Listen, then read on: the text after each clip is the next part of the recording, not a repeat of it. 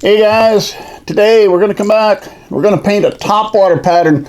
This lure is a little bit different. It's got a bill more like a wake bait, but it's also going to have a propeller on the back. I thought we'd come back, use a wrap. Haven't done that in a while. And we're going to paint this in a sexy shad pattern, but because we're using a wrap, it's going to be a little bit different than your standard sexy shad. Stick with me. Okay, I've gone ahead and put the base coat on that I always put on first before the colors. And again, I'm using the Createx Opaque White for the base coat. Now, we're going to do a wrap on this. I said we're going to do a sexy shad, but I said because it's going to have a wrap, it's going to look a little different than the standard sexy shads with that yellow stripe on the side. I think we're going to get our yellow through our wrap. We're going to use that to put the yellow on here. So what we're going to use is the Createx Opaque Yellow, and we're now going to put a total coat of yellow. We're going to cover the whole thing in yellow so that when we put our wrap on, we can get that to show through later. Now, you may be saying, well, why put the white on if we're going to end up painting it yellow? It's a good question, but I have seen it in the reds that if you don't put the base white down first, the colors just, the red just does not pop. It's not as bright. It was a lot duller. So in that respect, unless I'm painting the base black, I'm always going to put the white on. Alright, that's all it takes, a good coating all the way around. Key now is, because we're going to use a wrap, now we need to get the heat gun or hair dryer or whatever and dry this really well. Okay, as I said, we're going to put a wrap on this. I've got it on. Now what I've used, let me hang that up. This is by Hobby Lobby, and this is where I get this. It's considered a ribbon, so you'll find it in the fabric department. I've done videos in the past where I've explained which one it is, the names and all that. Or if I can, I'll try to put a link down here for it. Now in this case, a lot of times I like to double it over, and I'll make it double, and then I'll use it. It gives me a little bit more of the wrap effect on that. So alright, so we've got a wrap on here, doubled over. It's a little bit tougher to get it down tight because of the fin on top, so that might be a little bit of a problem here. You wouldn't have that normally on other lures. Now, as I said, we're going to do my version of a sexy shad in this, which would normally mean white, like a pearlized white on the belly, and a light blue, or I'm going to use a transparent Caribbean blue on the top. But before we do that, we're going to come back and paint it opaque white. Now, the reason for that is, if you paint your colors over the top of that yellow, they will not look right. The colors will come out funny, the blue won't look right, the whites, nothing's going to look right putting it over the yellow. So what we'll do is we will paint the lure back white now, after the wrap is on, then we'll come back and paint our colors. So, let's give ourselves a complete good coat here of Createx Opaque White. A little tougher to get around the bottom because of the clips, so you got to work a little more there to get it in there. That's part of working with a wrap. Alright, there we go. Everything's white. Now, let me clean out the airbrush here, and we'll move on.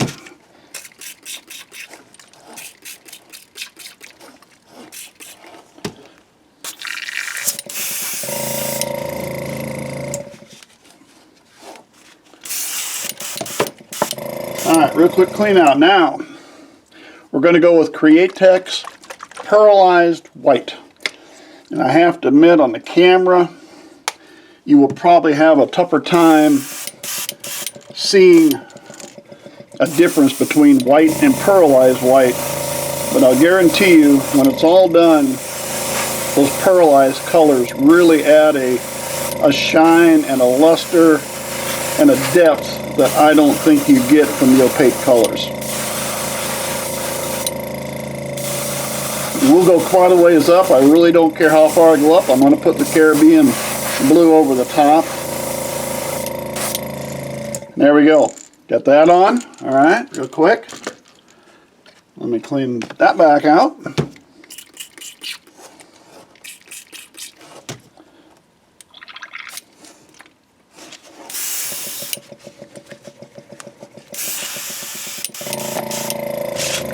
And now, transparent Caribbean blue. Great text. I like this light purple. This is a nice color. I've used this on quite a few different lures, and I really like the color. All right, right down the back.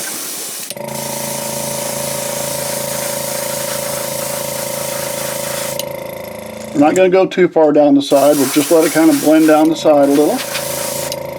Let's get up underneath that lip. All right, that's good enough. Now, before we pull the wrap off, let's get it good and dry.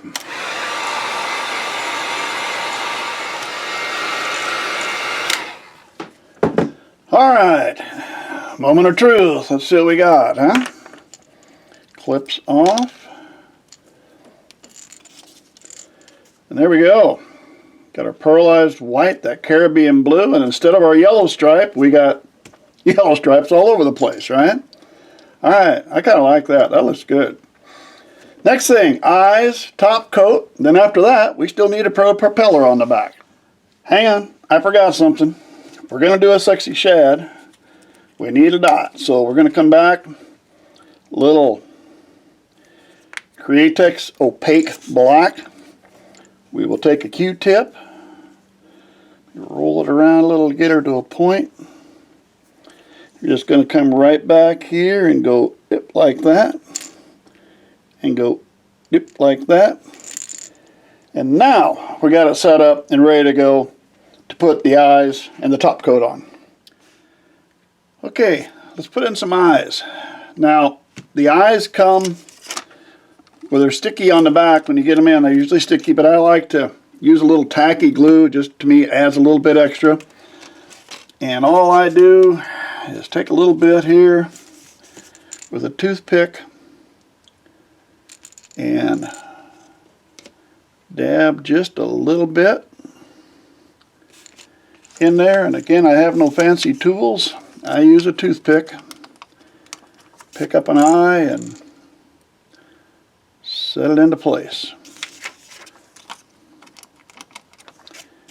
Usually I like to give it, I may wait 30 minutes or so after I paint. So that way I don't mess anything up that might be, oops, drop that. Don't mess anything up that might be a little damp. I get that eye into place there. There we go. Had it in and took it back out. All right, there we go. There's the eyes. All we need now is, let's put our top coat on it. All right, we are ready for our top coat. And we are going to use Bob Smith Industries 30-minute epoxy. As you can see, I'm not bothering to weigh or measure or whatever. I just put some in till to me it looks like I got equal amounts and mix her up. And I'm going to call that good. It's worked for me all along. Haven't had a problem. I probably will one day, but so far I haven't. Now, if you noticed, I had them in this tub here. It's winter time. Things are colder. This stuff likes at least 70 degrees. And I found the warmer you have it, the better it works. So I take a cup there and I put hot water in it. And I let those sit in hot water for 5 or 10 minutes, warm up good. And they're ready to roll. So all right, here we go. Again, as far as a brush is concerned, the plain old everyday cheapy Walmart paint brushes or wherever you get them, hobby store or wherever you find them. Doesn't take anything much for a brush because you're going to put this on and then you're just going to let it hang there and all the epoxy will self-level itself before it hardens, and that allows you to get rid of all any brush strokes that you'd get from using a cheaper brush like this. Now they say you got 30 minutes. I never buy that. A lot of times I'm doing these, You know, if I'm painting multiple lures, I'll mix up enough here that I can at least do 2 of them. But that's usually about it, even when I'm warming the water up. You know, sometimes, well, I'll tell you, stretching to 3 can get risky. Sometimes you can get it done. Summertime's better than winter. I remember when I first started doing this, I thought, I can get 4. And halfway through the 4th one, the brush just stuck to the side of the lure. It was stuck there and I couldn't get it off. So, yeah, I think I was pushing a little bit on that. So, no video of that, fortunately. All right.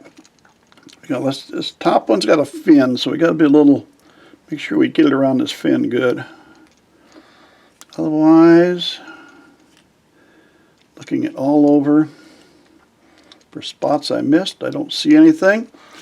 So, all right, there we go. There's the top coat. We'll let that dry. We still got to put a propeller on this yet, but that'll get us to the next step. I'm going to take because I hang these, I'll take a piece of wire, and I just hang a piece of wire. When everything runs down, it'll run near, and it's kind of easy to take it off. Really, it's more on the other lures. With this, like here, you might not even need the wire because of that hook on the back.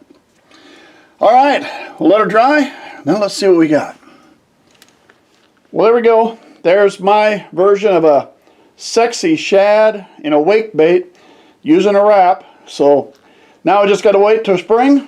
Hopefully we'll pick up some fish with it. Thanks for sticking with me. Subscribe to the channel if you would. Hope to see you again soon.